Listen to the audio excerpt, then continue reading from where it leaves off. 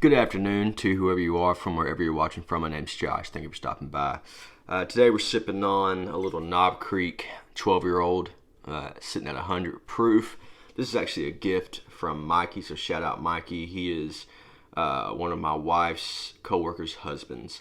And we were all at their work Christmas party, and he brought this bottle for everybody to enjoy. And it had probably gotten down to the bottom of this label, and he handed it to me at the end of the night. So thank you, Mikey, for that. I didn't previously own Knob Creek 12. I am a Knob Creek fan, though. I own a lot of their products, just never bought this bottle. So just a couple notes on the Knob Creek 12. On the nose, a little bit of ethanol. It will make you want to pull back a little bit because of the alcohol. But once you get used to that, you can kind of dig a little deeper. And there's that cherry, vanilla, brown sugar, bourbon thing that you're going to get with bourbon. But Knob Creek is definitely known to have a nuttiness, as do a lot of Jim Beam products. And it's beautiful. There's a nice touch of oak, but it's not over oaked. That's what you're going to get with 12 years old. 12-year-old whiskey sitting in the barrel that long. And on the palate, cheers.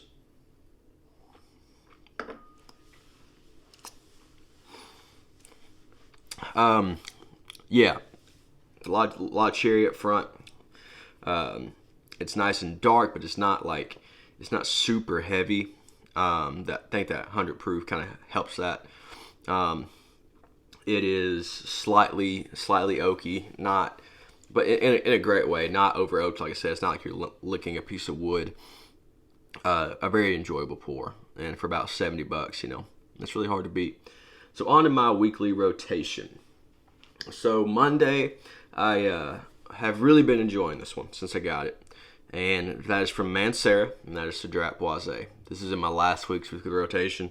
So it's getting some, in terms of my collection, I have, over 100 bottles. Like, something getting more, 2 weeks in a row is saying something for me. So this is just a beautiful fruit.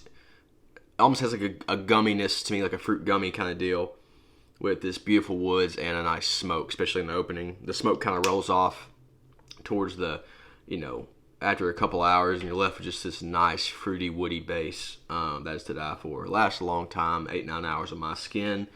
Definitely cuts through the bitter cold of the winter here in Tennessee. So that was Monday. Tuesday, I rolled with the oldie but goodie, one that was a hype beast for a long time in this community. Bentley for Men Intense. This is, for me, this upscale, boozy, rum, cognac kind of vibe. More on the rum side for sure. With the leather and incense and woods. It smells very grown up. It smells very dapper. It smells very like somebody who is confident in themselves. Like I said, would work very well for a formal, black tie event. And for $30, I mean, this is why this was all the rage, because there was nothing else like this at the time. For $30, you could smell like this. Usually your $30 fragrances are going to be your kind of, generic body wash kind of smells, but this kind of blew that out the water. So Tuesday was Bentley for Men Intense. Wednesday, I decided to go and switch it up a little bit, and I do enjoy layering my fragrances, trying out new combinations. Fragrances I think might work well together. It's interesting to see if they will or if they wind up not. But I decided to go with from the House of Lattafa, another one that's getting quite a bit of wearing for me. That is Camera, layered with Unknown Pleasures by Kerosene. So Camera is that sweet, boozy,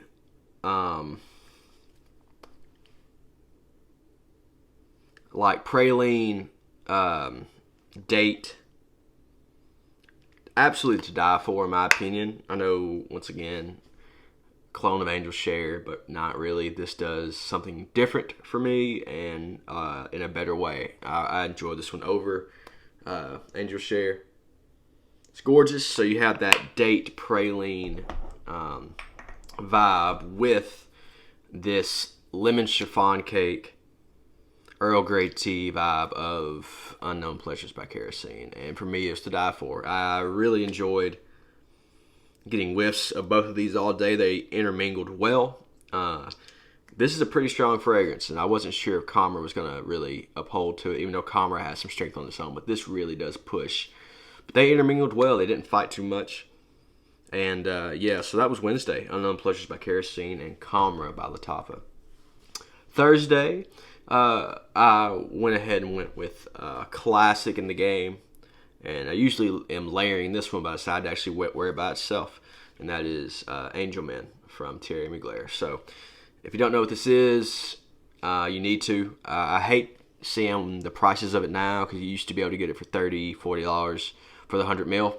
But now I think that the line's been discontinued. You're seeing this for $80 on discounts and on Facebook sites. So this is Angel Man is that patchouli, coffee, chocolate, and the original Angel Man has that tar note up top, which is kind of polarizing. I absolutely love it in the door. The scent profile, as well as most of the flankers, I'd say. I own Pure Havana, Pure Malt, and Ultra Zest. I've owned others over the years, but got rid of them because they just didn't mix with me well. So this is a powerhouse fragrance. It's eau de toilette, but it pushes. It lasts a long time. It dries down to this smells like brownies baking in the oven. This was the antithesis to the Acqua di Gio kind of breakthrough of these light citrus aquatic fragrances. This came out in like 96, I believe. 96, somewhere between that, 96 and 99. And this is, like I said, antithesis. It's dark and bold and said chocolate, coffee, patchouli, and then that polarizing tar note. Beautiful. On to Friday, me and my wife, I worked, and then me and my wife actually had a little dinner date. We went and got some ramen, and it's one of our favorite things to eat is like real authentic ramen.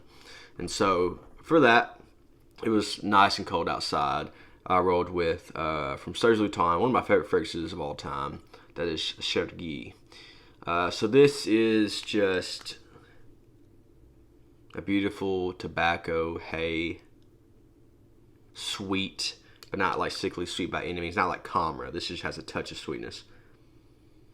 So beautifully well done. I think it could definitely be unisex, but it works so well in the cold. You can dress this up, wear it casually. I think it might work better dressed up. I don't wear it often. I do like to say this for special occasions. I know they're in a different bottle now. I don't know if it's been reformulated, but usually that is a sign that it has. So I use this somewhat sparingly. But Friday was Chergui by Serge Lutens.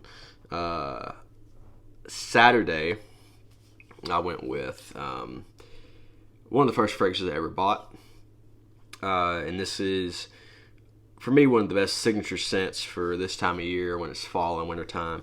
And that is from the House of Burberry. That is Burberry London. Burberry London. I'm a big tobacco fragrance guy, especially for this time of year. I got this. I got Chergui. I got Pure Havana. I got Naxos. There are several other tobacco fragrances in my collection, but this reminds me of leaves falling on the ground, walking down like a wooded path.